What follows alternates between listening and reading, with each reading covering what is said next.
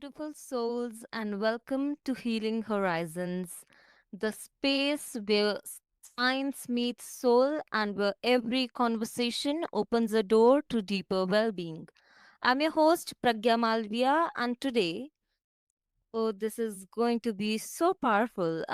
We are diving into a journey so many of us silently struggle with information, not just in the body, but in our emotions, in our energy, in our lives. And to guide us, we have someone truly inspiring, Jovonnie Ford, a warrior turned wellness coach who transformed her own battles with endometriosis, PCOS, and fibroids into a mission of empowerment. A secret? A soulful, anti inflammatory lifestyle that's not about harsh restrictions, but about restoration, mindset, and self love. So let's ask the question, what if healing isn't about what we cut out, but what we invite in? Let's dive right in.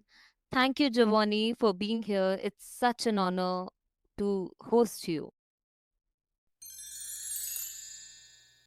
Man, it is an absolute pleasure to be here with you, Pragya.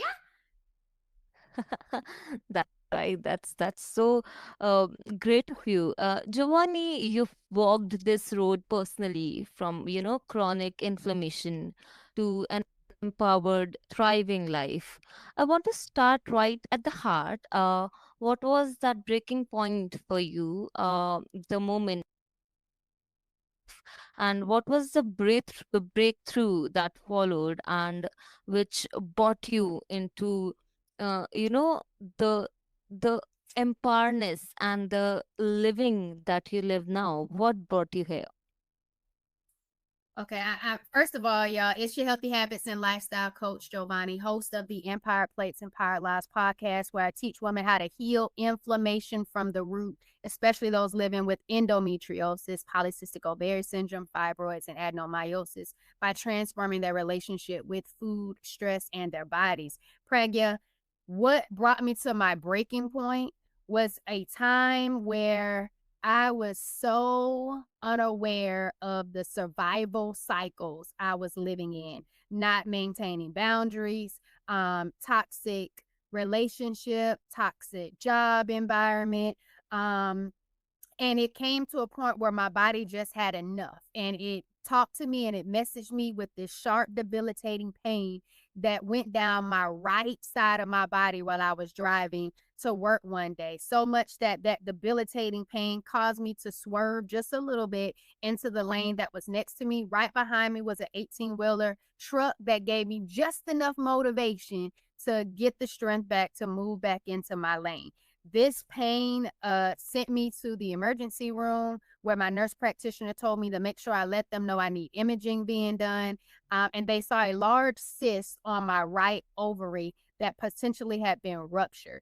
And they wanted to take me into hospitalization, but I told them I'd go see my obstetrician gynecologist, my OBGYN, to get more insight on what was going on in my body versus being hospitalized, because this was just a lot of information to take in after being the imaging and things happen. And so when I went to go see her, she suspected endometriosis. She also suspected polycystic ovary syndrome because of this large cyst that was on my right ovary. My irregular periods that I had been experiencing since I started my cycle, not always having a menstrual cycle, not always having a period, what we call here in the States.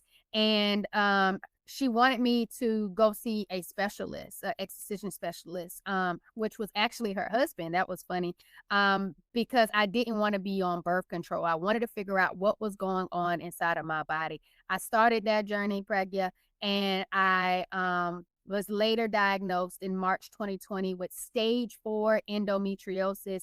Adenomyosis was on the left side of my pelvic area, which is in that muscular area. And then polycystic ovary syndrome, the unwanted facial hair, hormonally imbalanced. The irregular periods were probable signs of those, and they found two small fibroids in my uterus at the time of that surgery. The stage 4 endometriosis, Pragya, was where these chocolate cysts and adhesions and scar tissue was covering so many different organs of mine. My fallopian tubes were stuck together. There was reconstruction he had to do. The surgery lasted about 4 hours. When I woke up, I was just like, whoa.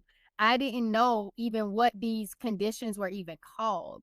Pragya, I didn't know what they were. I was caught off guard. I thought I lived a pretty healthy lifestyle prior to. And I realized all of these conditions, Pragya, fibroids, adenomyosis, endometriosis, polycystic ovarian syndrome, the root cause was inflammation and hormonal imbalances. And someone told me that nutrition, food could help with addressing and making things better for my body. There was no cure, quote unquote, but it could help. And so I started changing the food, but I realized it wasn't just the food, Pragya. I realized I needed to change the relationship with myself. And so my breaking point was that accident, but my breakthrough became when I started changing the relationship with myself, loving myself, and showing up and changing my lifestyle and seeing how I was able to truly start seeing those symptoms like reduced pelvic pain, reduced pain on my periods, my menstrual cycles, regulating my periods, having more energy, having a better relationship with myself. That meant I was being able to have boundaries in place and not knowing that stress caused a lot of issues. And so those started to become my breakthrough when I started to figure out how to love myself and show up for myself in a different way. So thank you for helping me navigate my breaking point to my breaking through to what brought us here today on the podcast. That was so brave of you to talk about, and I can just imagine, you know, what you have been through, and it's such a brave step to take up, and I'm so glad you did because we get to really talk about it and let more people know about it. Thank you for sharing that with us. Also, uh, yeah, I really love how you were so open about it. And we often, talk about inflammation like it's just a physical thing, okay? But I know you see it differently. I can sense it, and I really know you do. So how does chronic inflammation it ripple out, impacting not just the body, but also the mind and the spirit of the very person? Yeah, so like inflammation is a huge thing. It's pretty much where your sympathetic nervous system is in a fight or flight mode all day every day, and it never gets to relax. And it shows up in ways that your digestion starts to slow, that inflammation starts to rise, your hormones get misfired, and it looks like bloating. It looks like fatigue. It looks like joint pain. It looks like pelvic pain. It looks like cravings, insomnia, and even eating issues. And so when you have this inflammation, it's not just the foods that you're eating, it's the stress that you're holding inside of your body, that you may think that you're not allowing in the external realm to truly address. You like, oh, okay, I'm just not going to worry about it, but it's still holding in that energy and that space inside of your body. If you're not eliminating it and minimizing it, then you're not addressing it. And that's going to cause more inflammation, more pain, more issues that are starting up. And so that inflammation, that fight or flight with your body is as if your body stays in this fiery state, this burning fire that never gets to calm down, that never gets to relax, that never gets to say, I'm safe in my body. And my approach, I call it my M to the third degree healing empowerment formula, Pragya. And it's mindset, mindful eating, and movement. Mindset, your thoughts, your feelings, your beliefs. If those things are negative, or those things are limited, if those things are not positive, it's going to cause more pain, more fuel to your inflammation that's in your body. What you're eating, if you're eating a lot of the dairy, the seed oils, a lot of fried food, a lot of things, sugar, processed foods, those types of inflammatory foods fuel your inflammation. It keeps that fire burning. It keeps that pain going. Not moving your body, walking, yoga, deep breathing, not having movement keeps the energy stagnant in your body, keeps the pain going. And Pragya, what I want everybody to know is that pain is not normal. If you are feeling pain, your body is telling you something is off and it needs you to acknowledge it, figure out, go on an investigative journey to figure out what is happening in your body that's causing you to stay inflamed and be in this state of pain. I totally agree to it. And yeah, that was really mm, right. And I know a lot of people, they just ignore these signs. And I'm also curious, do you notice what I like to call emotional inflammation? Things like resentment, stress, or fear showing up in your clients too. Like, are there any emotional inflammation signs, and how do you tackle with those? So you said the stress and resentment, sometimes shame. That is definitely that emotional trigger to inflammation. And I'm so glad you spoke on that because those emotions are real, Pragya. And if you think about them, you feel them, you know about them, and you're doing nothing to address them, they keep you in that state of inflammation. They keep your body in chaos and havoc. They keep your hormones in a chaotic state.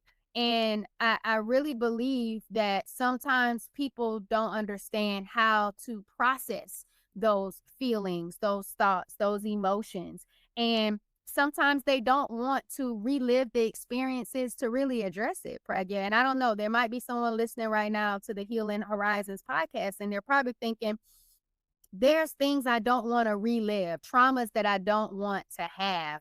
And that could be a potential, issue of some sort. And if they don't want to address it, it'll never get to a place where it can happen. You're unable to confidently, bravely get into that state of wanting to address that trauma, to address some of those unhealthy behaviors. It's going to keep you stuck and keep you in a place where you won't be able to free yourself. And we all deserve to be free so we can thrive and not just survive.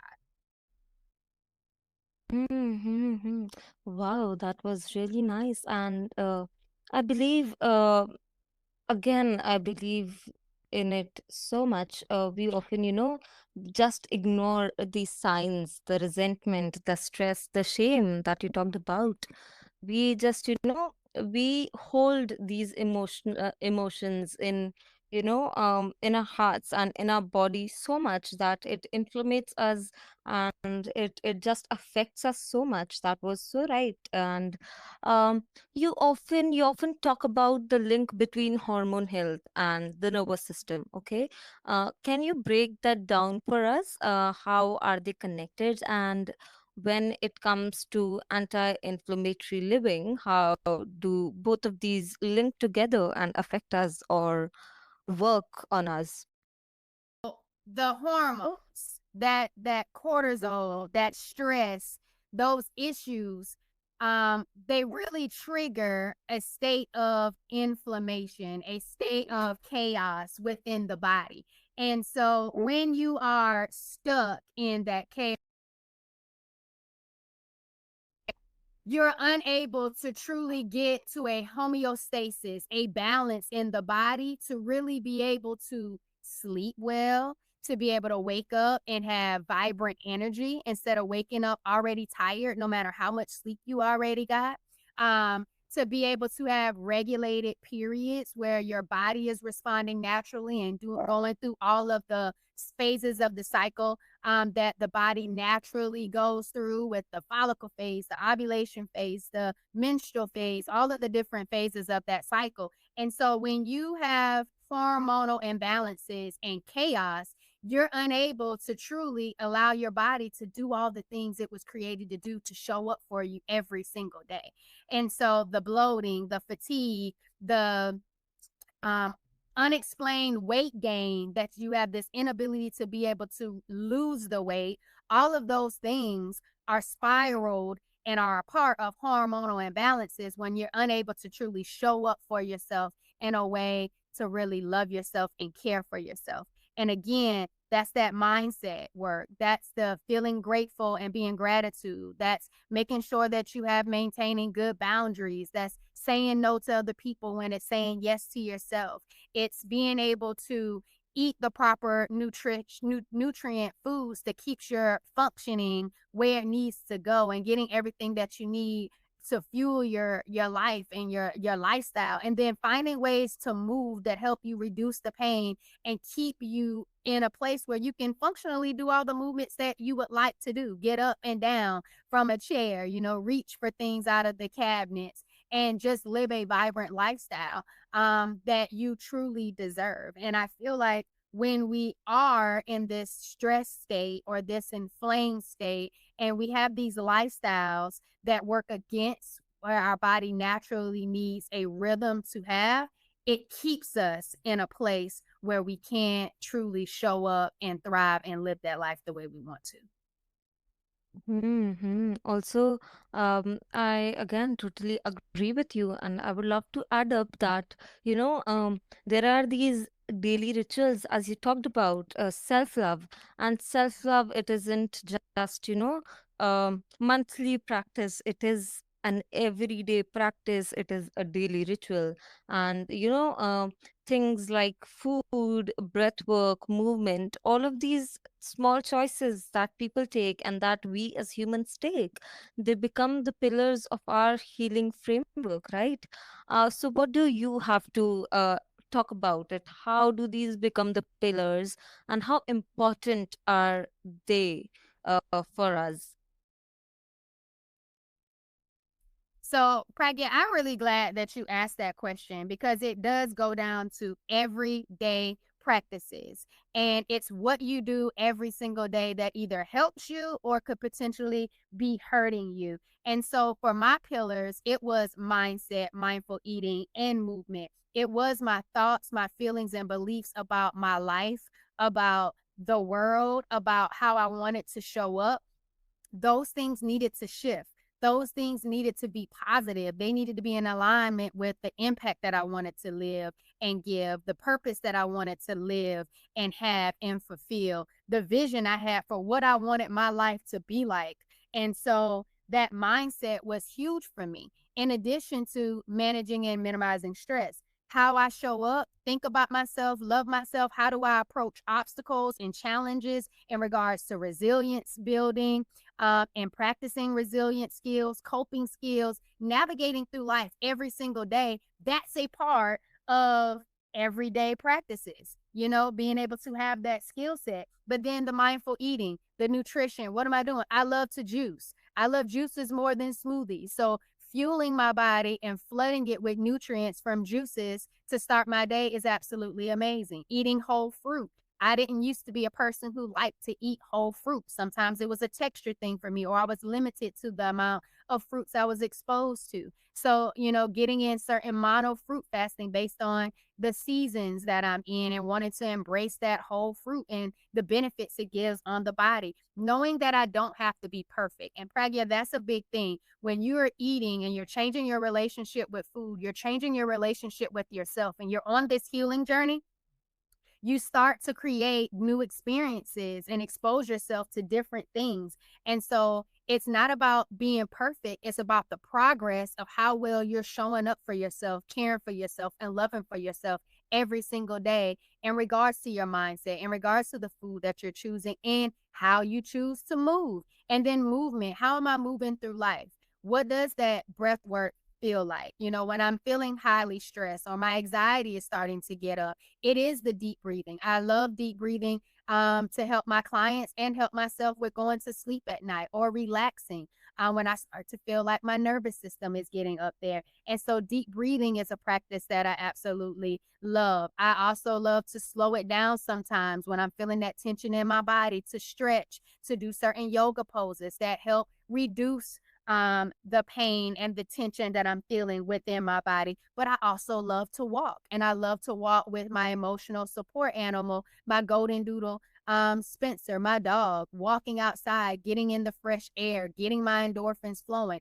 All of those things help lead me into living a anti-inflammatory lifestyle that helps me continue to have my pain reduced, allows me to help me eliminate and minimize stress, that also helps to maintain a regulated period and flow where that low back pain, those painful bowel movements, those irregular periods, and even the unwanted facial hair, seeing those things decrease.